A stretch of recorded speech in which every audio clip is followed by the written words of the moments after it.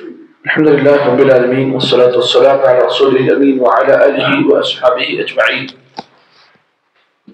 أعوذ بالله من الشيطان الرجيم. بسم الله الرحمن الرحيم. ومن أحسن دينا ممن أسلم وجهه لله وهو محسن واتبع ملة إبراهيم حنيفا واتخذ الله إبراهيم خليلا. گزشتہ درس میں آپ کے سامنے سورہ نساء کی آیت نمبر 123 پر گفتگو کی گئی تھی.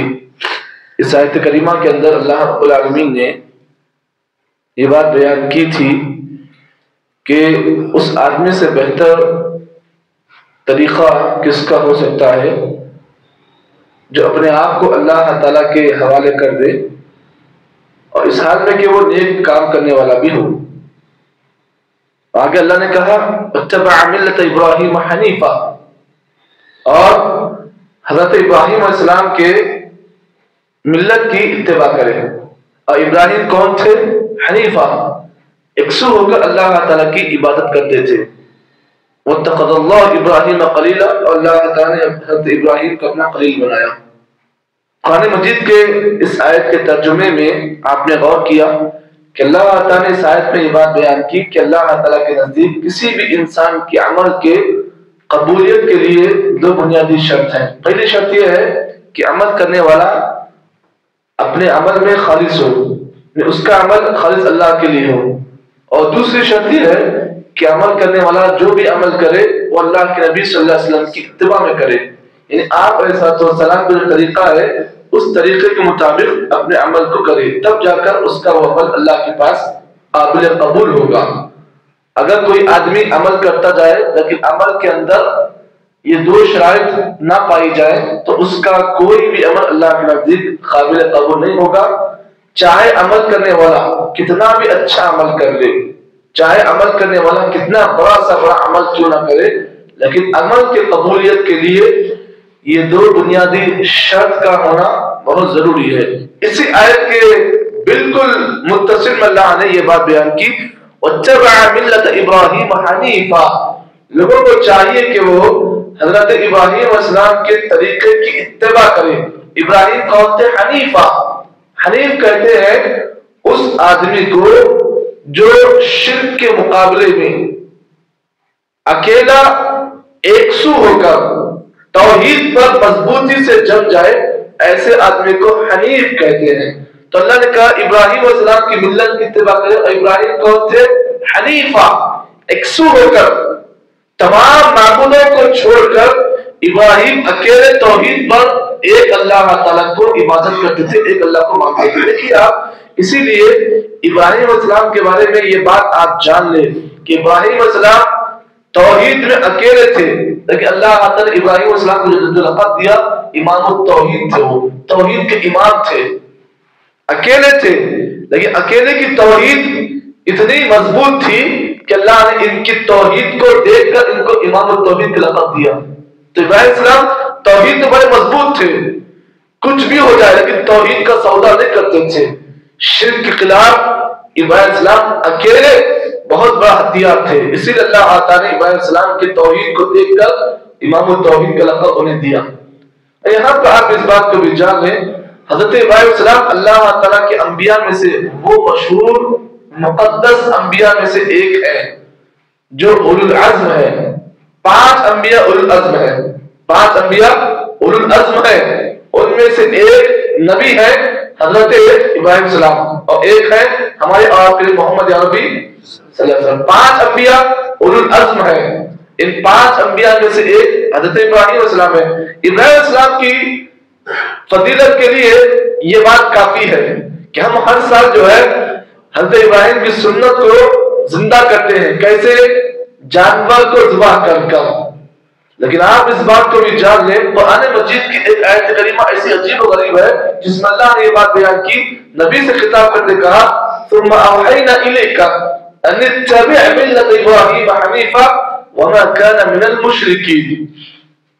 خطاب کس سے ہے؟ نبی سے. کہا ثم اوحینا الیک، اے نبی ہم نے آپ کی طرف وحی کی. کس بات کی؟ وحی میں کیا حکم اللہ نازل کیا؟ وحی میں حکم نازل کیا ثم اوحینا الیک اے نبی ہم نے آپ کی طرف اس بات کی وحی کی کہ اتبع ملت ابراہیم حنیفا، کہ آپ بھی حضرت ابراہیم علیہ السلام کے طریقے کی اتباع کریں۔ اور ابراہیم کون تھے؟ وما کان من المشرکین، حضرت ابراہیم مشرک نہیں تھے۔ تو امام الانبیاء محمد عربی صلی اللہ علیہ وسلم ہے، اللہ تعالیٰ نے ان کے لیے بھی حضرت ابراہیم علیہ السلام کے طریقے کی اتباع کا اللہ نے نبی کو بھی حکم دیا۔ اب سوال یہ پیدا ہوا، حضرت ابراہیم علیہ السلام کے سلسلے میں اللہ تعالیٰ نے قرآن مجید کے اندر ایک مکمل سورۃ کو نازل کیا۔ سورہ ابراہیم قرآن مجید کا مشہور معروف سورہ ہے، اور یہ کس کے نام سے ہے؟ حضرت ابراہیم علیہ السلام کے نام پر ہے۔ تو ابراہیم علیہ السلام کی فضیلت کے لیے یہ بات کافی ہے کہ اللہ رب العالمین نے حضرت ابراہیم کے نام پر قرآن مجید کے اندر ایک سورۃ نازل کی۔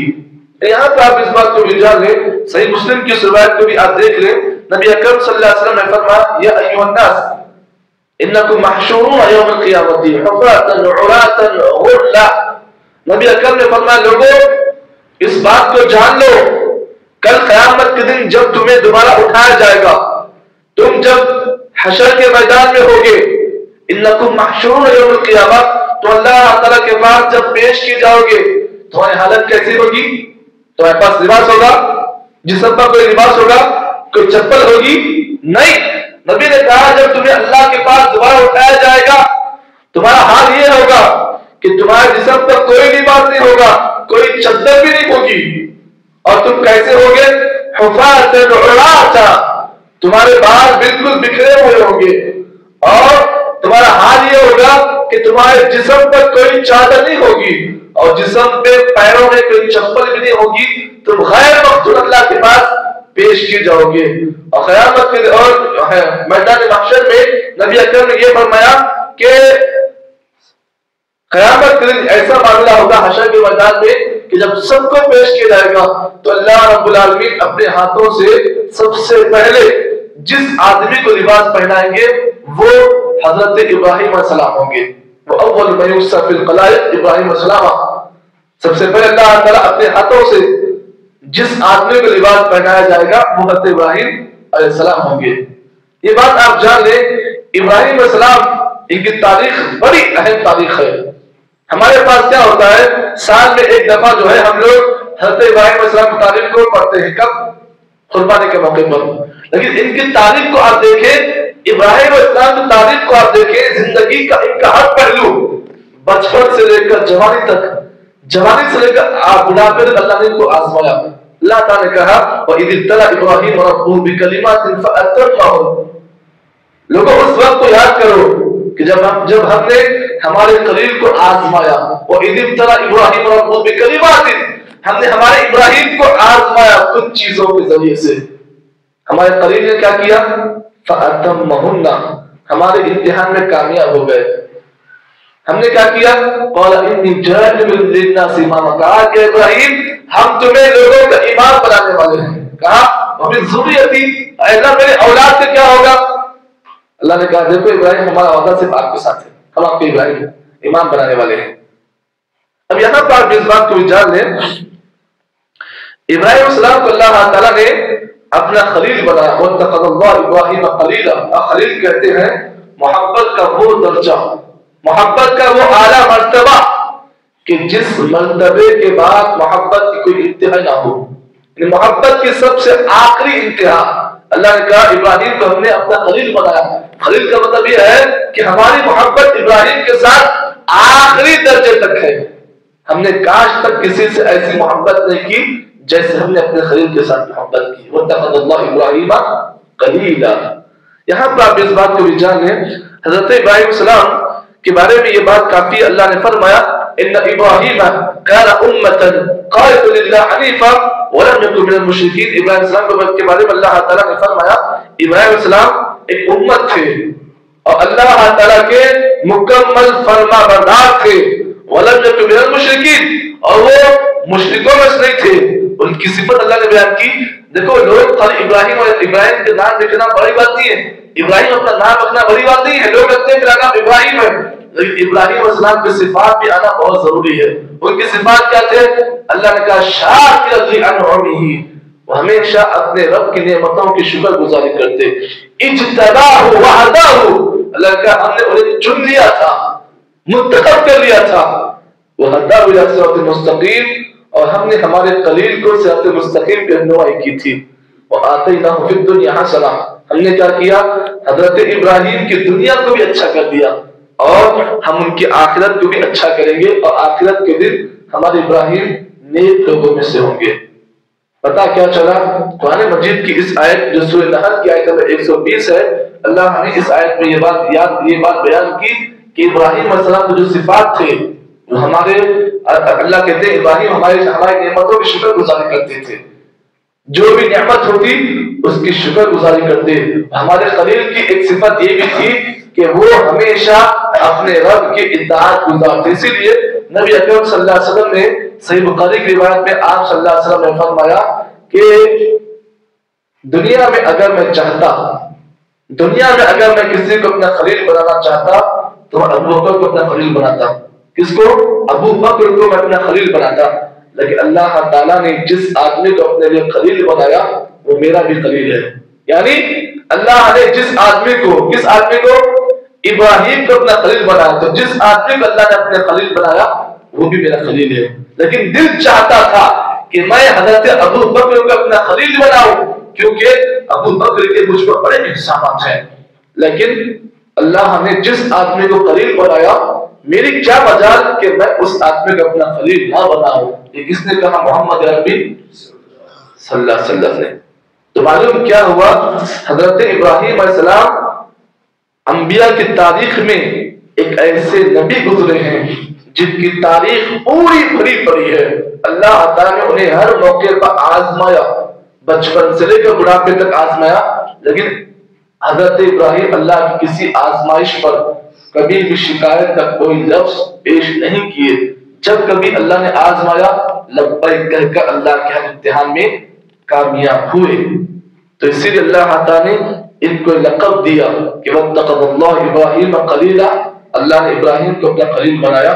قرآن مجید کی اس آیت میں میرے اور آپ کے لیے سبق یہ ہے کہ اگر ہم یہ چاہتے ہیں کہ ابراہیم علیہ السلام کی ملت کو اگر ہم چاہتے ہیں، ابراہیم علیہ السلام کا اگر ویسا فریضہ اگر ہم چاہتے ہیں، تو ہمارے لیے ضروری ہے کہ ہم بھی اپنی توحید کو مضبوط کریں اور شرک سے اتنے بیزار ہو جائیں، شرک سے اتنی نفرت کریں جیسے ابراہیم علیہ السلام اپنی پوری قوم کے ساتھ انہوں نے لڑنے پر تیار ہو گئے. کس بنیاد پر؟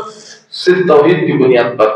ایسا جگر، ایسا ایمان ہم نے کہ ہر آدمی کے اندر اگر آ جائے تو یقین مانیے اللہ تعالیٰ کی مدد، اللہ کی محبت جیسے ابراہیم علیہ السلام کے ساتھ ہے ویسا انشاءاللہ ہمارے ساتھ بھی رہے گی. اللہ دعا ہے کہ اللہ تعالیٰ مجھے اور آپ کو جتنی باتیں بیان کی گئی اس آیت کی روشنی میں اللہ تعالیٰ صحیح معنی میں ان باتوں کے مطابق عمل کرنے کی توفیق عطا فرمائے. سبحان اللہ بحمدہ، سبحانک اللہم بحمدک، نشہد ان لا الہ الا انت، نستغفرک ونتوب الیک.